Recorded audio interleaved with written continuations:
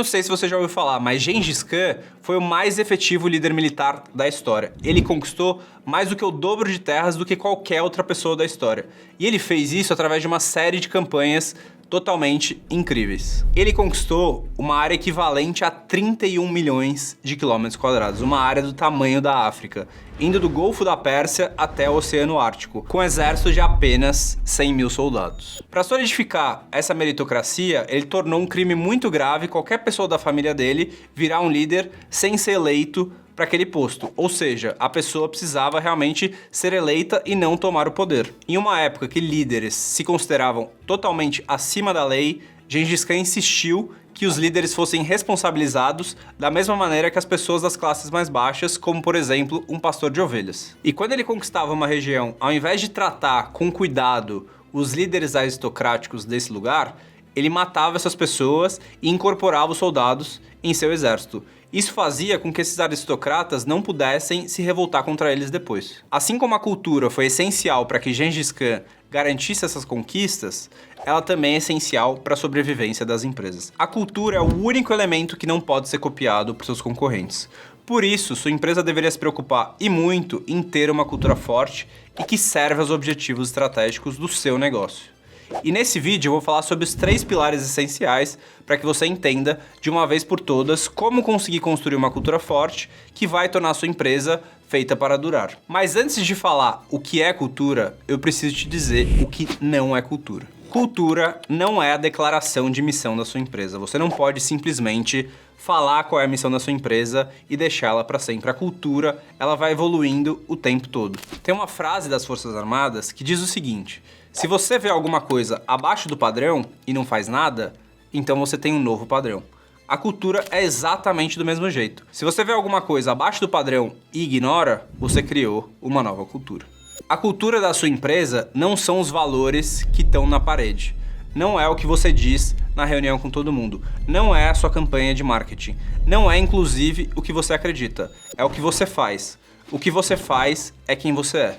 A melhor maneira de entender sua cultura não é através de como os gerentes falam para você, mas como as novas pessoas que estão chegando na empresa se comportam. Quais são os comportamentos que eles percebem que vão ajudar eles a entrarem, a sobreviverem e a terem sucesso na empresa. Essa é a real cultura da sua empresa. O CEO do Slack, Stuart Butterfield, ele diz que ele orientou sua cultura de acordo com o tipo de pessoa que ele queria ter na empresa. Isso fez com que a empresa tivesse muito mais resultado depois dessa decisão. E outra coisa importante definindo sua cultura é tentar ser o menos subjetivo possível. Então, por exemplo, se você entender que integridade é uma virtude importante, como isso vai definir como as pessoas têm que se comportar? Se houver um conflito, integridade quer dizer você entregar um produto abaixo da expectativa do cliente na data combinada ou você entregar na qualidade esperada, mas atrasado. É importante entender que não existe uma virtude que faça sentido para todas as empresas. A cultura da sua empresa deve ser uma expressão própria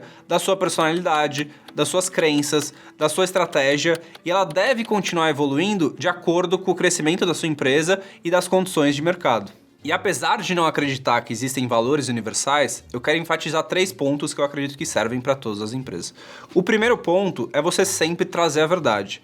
Então, por exemplo, se sua empresa passou por um momento difícil, isso precisa ser dividido com as pessoas. A gente tinha uma projeção de faturamento, a gente não atingiu esse faturamento e a gente teve que desligar algumas pessoas por causa disso. E o segundo tópico é assumir a responsabilidade. Se a liderança causou ou contribuiu para algum problema da empresa que fez com que você tivesse que desligar as pessoas, você precisa explicar para as pessoas o porquê essa decisão foi tomada. Por que você cresceu a empresa mais do que você deveria? E o terceiro ponto é explicar para o seu time por que as decisões estão sendo tomadas e por que isso é importante para a missão maior da empresa. É importante entender que sua cultura é o que é tolerado na empresa. Como disse Peter Drucker, a cultura come a estratégia no café da manhã. Ou seja, não adianta nada você ter uma baita estratégia se sua cultura não estiver alinhada com isso. Tem uma história da Amazon que eu gosto muito que explica muito bem essa questão cultural. O Jeff Bezos, quando foi comprar as primeiras mesas da empresa, ele foi numa loja de departamento. Só que lá ele percebeu que as mesas eram muito mais caras do que as portas. E aí o que ele fez?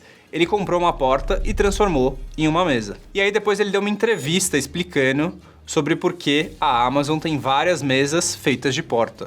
Ele falou que nós procuramos cada oportunidade para economizar dinheiro e entregar os melhores produtos pelo menor preço. Ou seja, um dos valores da Amazon é ser uma empresa que economiza, que não gasta mais do que deveria.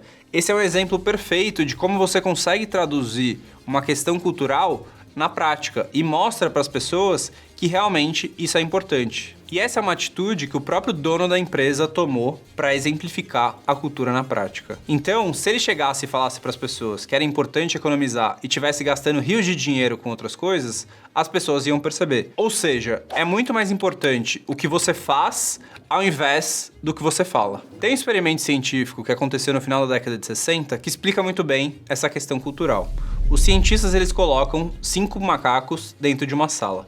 Dentro dessa sala, tinha um cacho de bananas que estava em cima de uma escada. Quando um macaco tentava subir para pegar essa banana, eles jogavam um jato de água fria nesse macaco. E aí os macacos, obviamente, pararam de tentar subir porque não queriam receber esse jato de água fria. Depois disso, esses macacos eram trocados, então colocavam um novo macaco que não sabia. E aí o que acontecia lá dentro? Os macacos já estavam lá, eles impediam um novo macaco de subir. E aí eles fizeram isso até que todos os macacos fossem trocados e nenhum dos macacos queria subir nessa escada, mesmo que não tivesse mais esse jato d'água gelado sendo jogado pelos cientistas. E talvez isso esteja acontecendo dentro da sua empresa. Às vezes, se você ouve uma pessoa falando, a gente sempre fez assim, aqui as coisas funcionam desse jeito, isso pode mostrar que na sua cultura isso está sendo valorizado mesmo que isso não seja importante. Então, às vezes tem um relatório que é feito toda segunda-feira e que ninguém olha. Então é importante entender essas questões culturais e como isso afeta como as pessoas trabalham e o valor que elas geram para o seu negócio. E antes de falar o segundo item, que é como definir sua cultura, já deixa o like e se inscreve no canal se você gosta desse tipo de conteúdo. Agora vamos falar um pouco sobre como definir a cultura da sua empresa para que ela realmente sirva à estratégia que você está buscando. Primeiro é importante lembrar que a cultura são os padrões de comportamento que são estimulados, desestimulados e tolerados. O pior comportamento que é tolerado, no fim, é a sua verdadeira cultura. Se você tolera que as pessoas não entreguem o que foi combinado, isso faz parte da sua cultura. Se você tolera que as pessoas cheguem atrasadas nas reuniões, isso faz parte da sua cultura. Se você tolera que alguém seja grosso com um cliente seu, isso faz parte da sua cultura. Tem um livro que eu gosto muito que fala sobre questão cultural, que é o livro sobre a Netflix. A regra é não ter regras. Que ele conta um pouco a história de como a Netflix se desenvolveu e como construiu uma cultura forte que ela tem hoje. E ele fala muito nesse livro que quando você tem pessoas na sua empresa que têm um desempenho abaixo do restante da equipe, essas pessoas vão contaminar o restante da sua empresa. Então, se você deixa pessoas que estão entregando menos do que deveriam, você está fazendo com que os gestores dessas pessoas gastem menos tempo com as pessoas que realmente estão trazendo resultado para dedicar tempo com as pessoas que não estão trazendo o resultado que elas deveriam. Então, se você mostra à sua equipe que você aceita a mediocridade, você está multiplicando o seu problema no futuro. Tem um estudo feito por Will Phelps que ele mostra que um grupo, quando tem um elemento com desempenho negativo, ele apresenta um resultado de 30 a 40% inferior às demais equipes. E a definição da cultura, ela começa com um passo essencial, que é você decidir quais são os valores que são importantes para você. Depois de definir quais são esses valores, você precisa ajudar todo mundo da sua empresa a praticar os comportamentos que vão refletir esses valores que você trouxe. Então eu vou trazer o exemplo do Facebook, que é uma empresa que ela tem uma frase que representa muito o objetivo dela. No começo, a frase era "Move fast and break things", ou seja, mova-se rápido e quebra as coisas.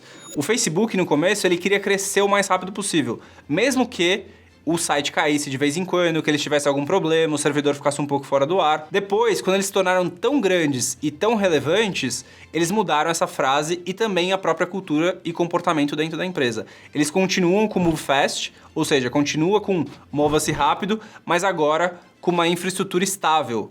Porque o que acontece hoje? O Facebook, o WhatsApp, o Instagram são ferramentas que elas não podem ficar fora do ar por horas e horas. Porque várias empresas, várias pessoas dependem dessas ferramentas para se comunicarem, para fazerem negócios. Então, eles mudaram a cultura de acordo com o contexto da empresa. E para a sua cultura ser realmente sustentável, ela tem que vir do fundo da alma das pessoas que estão liderando. Então, apesar de você conseguir buscar inspirações em outras culturas, não tente adaptar a cultura de outra empresa e trazer para dentro de você. Isso precisa vir de dentro da própria empresa, das lideranças, das pessoas que estão lá dentro e, obviamente, da pessoa que protege a cultura, que é o CEO da empresa. E aí você precisa buscar quais são as virtudes que vão conseguir ajudar a sua empresa a realmente atingir a missão que você tem. O primeiro passo de realmente você criar a cultura que você quer é você saber o que você quer. Isso pode parecer óbvio e realmente é. Isso pode parecer fácil, mas isso não é fácil, definitivamente. Existem 4 momentos da verdade sobre a cultura. Quando você está contratando uma pessoa, quando você está desligando uma pessoa, quando você está promovendo uma pessoa e quando você faz avaliações. Então a sua cultura ela vai estar entremeada em todos esses processos. Então uma pessoa que é promovida, todo mundo que está em volta vai olhar, entender o comportamento dessa pessoa e tentar replicar para ter o mesmo benefício. E quando você estiver dando feedback, eu gosto muito de uma estrutura que a Netflix usa, que é a estrutura do feedback dos 4 As. O primeiro A é qual que é o alvo a alcançar. Então o seu feedback ele sempre deve ter um intuito construtivo. Não adianta você tentar desabar a frustração, ferir a outra pessoa. O objetivo é que você consiga realmente ajudar essa pessoa. O segundo A é a ação específica. Então o que a pessoa tem que mudar para que realmente ela consiga ter um resultado. Quando você está recebendo um feedback, o terceiro A é você conseguir agradecer, né? Então, eu falo aqui na empresa que feedback é um presente. Então, quanto mais aberto você tiver realmente a um feedback, melhor ele vai ser. E o quarto e último é você aceitar ou descartar esse feedback. Muitas vezes a pessoa vai te dar um feedback e não necessariamente faz sentido para o seu contexto.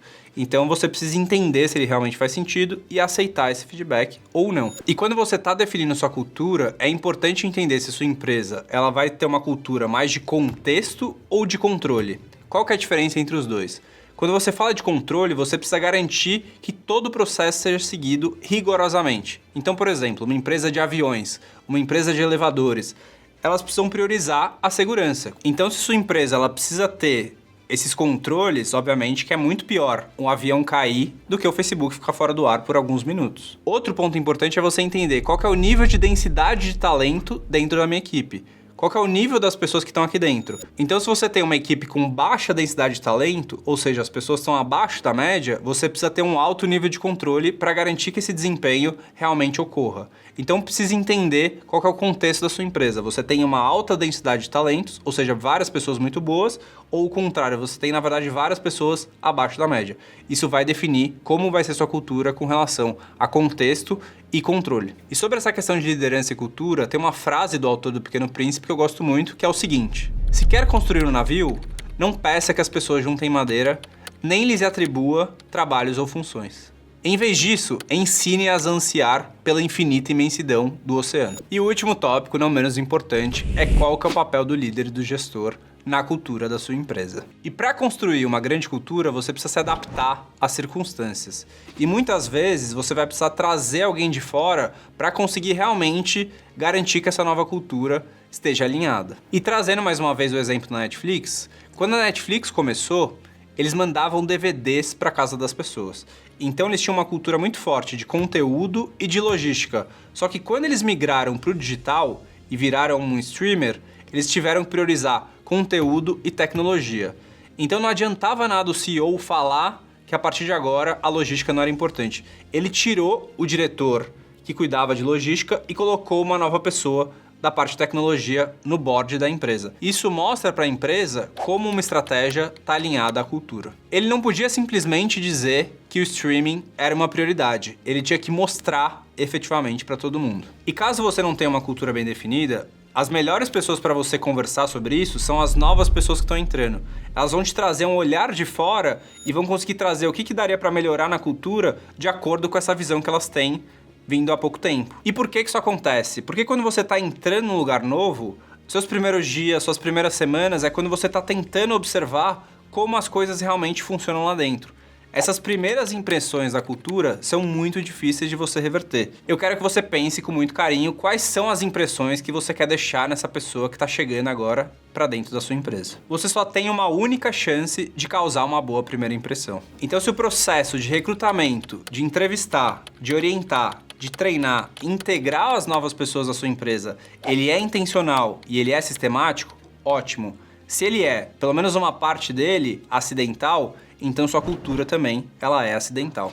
A cultura da empresa, ela é totalmente influenciada pelas ações da liderança. Se eu, como CEO, falo que as pessoas deveriam ter qualidade de vida, trabalhar pouco e eu trabalho 12 horas por dia, as pessoas elas vão repetir meu comportamento. Se eu falo que as pessoas precisam ser bem tratadas e maltrato as pessoas, isso vai ser transmitido para a empresa. Então é importante entender que as ações que a liderança toma vão refletir no restante da empresa. A cultura ela só vai funcionar se o líder realmente participar dessa cultura e verbalizar isso o tempo todo. E eu vou dividir aqui com você as 4 características que eu busco quando eu vou contratar uma pessoa. A primeira característica é inteligência. E aqui eu não quero dizer boas notas ou ter passado em boas faculdades. É uma pessoa realmente disposta a aprender. A segunda característica é uma humildade e entender que as coisas estão o tempo todo mudando. A gente está no mercado que ele é muito dinâmico, então se a pessoa achar que ela sabe alguma coisa, ela vai ser passada para trás rapidamente. A terceira característica é o hard working. Isso não quer dizer necessariamente você trabalhar várias horas. Quer dizer que quando você está aqui, você é disciplinado, é profissional e está focado em realmente cumprir o seu trabalho. E a quarta característica é você conseguir realmente ser uma pessoa colaborativa e trabalhar bem em equipe. No nosso caso, todas as áreas elas são totalmente interligadas, então não adianta nada a pessoa ser muito boa tecnicamente e não conseguir trabalhar bem em equipe. Então é muito mais importante a pessoa trabalhar bem em equipe do que necessariamente ser um ótimo técnico. E você como líder, sempre se pergunte, eu passaria nesse teste que eu estou exigindo da minha equipe? E um ponto de cultura que eu acho que é essencial em praticamente todas as empresas é você encorajar as más notícias. O Jocko Willink fala que sempre que ele recebia uma má notícia quando ele estava na guerra, ele falava ótimo. Por outro lado, várias empresas, quando você traz uma má notícia, o gestor vai te dar um esporro.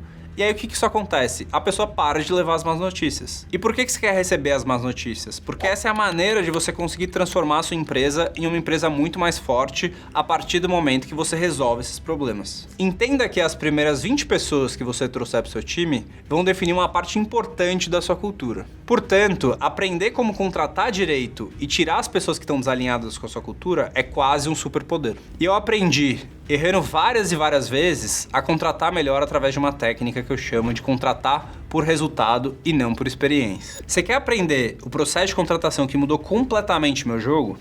Assiste esse vídeo onde eu mostro o passo a passo que eu uso até hoje. Espero que esse vídeo tenha sido útil para que você consiga entender a importância da cultura e que você consiga aplicar esses ensinamentos dentro do seu negócio. Valeu!